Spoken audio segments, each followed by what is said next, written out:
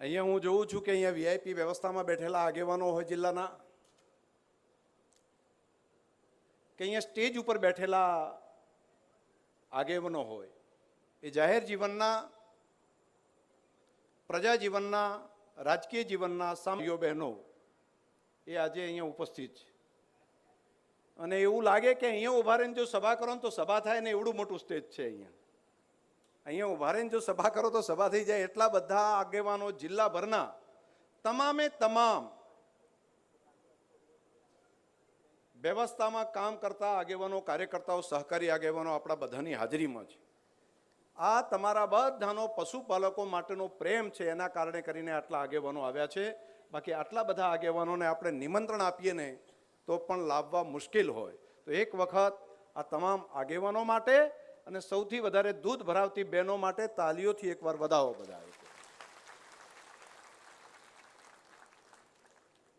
માં ધારાસભ્યશ્રીઓ, પૂર્વ ધારાસભ્યશ્રીઓ, પૂર્વ સંસદશ્રી, આ બધી આખી ટીમ, પૂર્વ જિલ્લા પંચાયતના સભ્યો, તાલુકા પંચાયતના પ્રમુખો, સહકારી આગેવાનના તમામ સંસ્થાઓના આગેવાનો મોટા ભાગે છે બધા.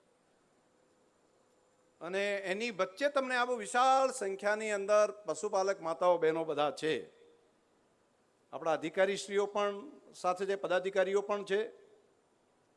અહીંયા તોમર સાહેબ પણ સ્પેશિયલ નિમંત્રણ મેં આપ્યું હતું. મને ઘણી વખત કે હું ખેતી સાથે જોડાયેલું છે, મેં નિમંત્રણ આપ્યું કે આવો એક વખત એજીએમ જોવા માટે. તો એજીએમ જોવા આવ્યા છે, એમને પણ વેલકમ કરું છું. પોલિટિકલ પાર્ટીમાંથી પણ લગભગ બધી પોલિટિકલ પાર્ટીઓમાંથી આગેવાનો બધા છે. આજની તારીખે મારા ડેરીની પ્રગતિ માટેની જે વાત કરવાની હતી એ તો આપણા એમડીશ્રીએ મોટા ભાગે બધાની વચ્ચે મૂકી છે. એટલે મારે વિશેષ એ બાબતમાં તમને કહેવાનું નથી, અને એના એજન્ડા પણ એ પ્રમાણના બધા પહોંચી ગયા છે. પરંતુ કેટલુંક નવા કરવાના કામો હોય, અથવા જે આપણે વિચાર્યા છે, જે આપણે કરવા માગીએ છીએ, એની કેટલીક માહિતી આપી અને મારે તમને આ વર્ષે આપણે શું ભાવ અને ભાવ વધારો આપણે આપવાના છીએ એની મારે કામ તમારા બધાની વચ્ચે મારે મૂકવો છે. પહેલાં તો એક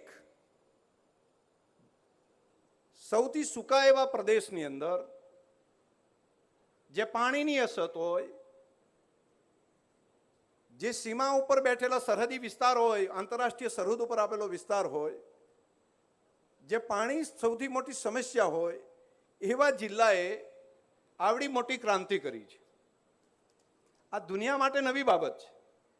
અને શિક્ષણના માધ્યમથી જ માત્ર ઇકોનોમીમાં આગળ વધી શકાય એવું નહીં. ઓછું ભણેલી બહેનો પણ પોતે 25 લાખ, 50 લાખ, કરોડ, 2 કરોડ, 3 કરોડ રૂપિયા એક વર્ષમાં દૂધના વ્યવસાયથી કમાઈ શકાય. આ વાર્તા નાની નથી. વર્લ્ડની મોટી ઇન્સ્ટિટ્યૂટો માટે પણ આ પ્રેરણારૂપ છે કે ગામમાં બેસીને એક સામાન્ય બહેન પણ પુરુષાર્થના બળ ઉપર એને યોગ્ય વાતાવરણ આપીએ, એમને થોડી મદદ કરીએ તો એ પણ નવી ક્રાંતિ કરી શકે છે.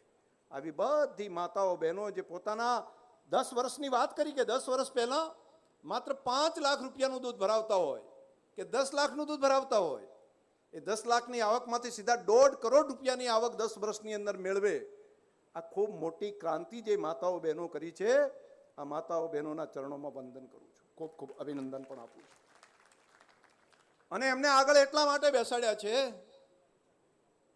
અમારાથી પણ પહેલા એમને એટલા માટે બેસાડ્યા છે બહેનોને, કે બાકી માતાઓ બહેનોને પણ એની અંદરથી પ્રેરણા મળે ને એમને લાગે કે આવતા વર્ષે આજે નહીં તો કાલે, બીજા વર્ષે, ત્રીજા વર્ષે આપણે અહીંયા સ્ટેજ ઉપર બેસવું છે. અહીંયા બેઠેલાને પણ એવું લાગે આપણે પણ ત્યાં આગળ પહોંચવું છે. એક કામ કરવા માટેની સ્પર્ધા જાગે. કામ કરવાની અંદરથી એમ લાગે આપણે પણ આ ગૌરવવંતા સ્થાન ઉપર આપણે બેસી શકશું.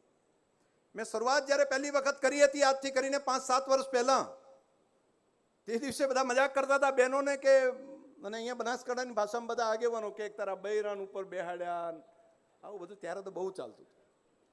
પરંતુ એક નવી ક્રાંતિની શરૂઆત આ બહેનોએ પોતાના વ્યવસાયની અંદર કરી છે. અને બહેનો જે બોલતા હતા ને ઉપરથી, દીકરીઓ મેં આવ્યા એ પહેલાં અને અત્યારે, એના ઉપરથી લાગે કે અમારે નેતાઓએ શીખવું પડે એવું ભાષણ હતું. આના ઉપરથી તો આપણને બધાને લાગે કે ભાઈ આપણે કંઈક શીખવું પડે એવું, એવા કોન્ફિડન્સ સાથે બહેનો કરે છે. બસ માત્ર મોકો એને સમય આપો. તો દીકરીઓની અંદર પણ એ શક્તિ રહેલી છે અને આ બહેનો તો માં જગદંબાનું સ્વરૂપ છે, એની અંદર તો અનેક ઘણી શક્તિઓ છે. તો આ આખી એજીએમની અંદર હું વાત કરું એના પહેલા 2-3 બાબતો મારે તમારા ધ્યાન ઉપર મૂકવી છે. હવે આગળ વાત કરીશું ડેરીની સભા અંગે, જ્યાં બનાસ ડેરીએ લાખો પશુપાલકોને આપી છે મોટી ભેટ. પશુપાલકોએ આ વર્ષે કુલ 20.27% ભાવ વધારો ચૂકવવો પડશે. પશુપાલકોને 1,852.3 કરોડ રૂપિયા ચૂકવવામાં આવશે. મંડળીઓને બનાસ ડેરી 100 કરોડ રૂપિયા ચૂકવશે. કુલ 1,952.5 કરોડ રૂપિયા બનાસ ડેરી પશુપાલકોને આપશે. દિયોદરના સણાદર ખાતે યોજાયેલી 55મી સાધારણ સભામાં મહત્વપૂર્ણ નિર્ણય કરવામાં આવ્યો છે.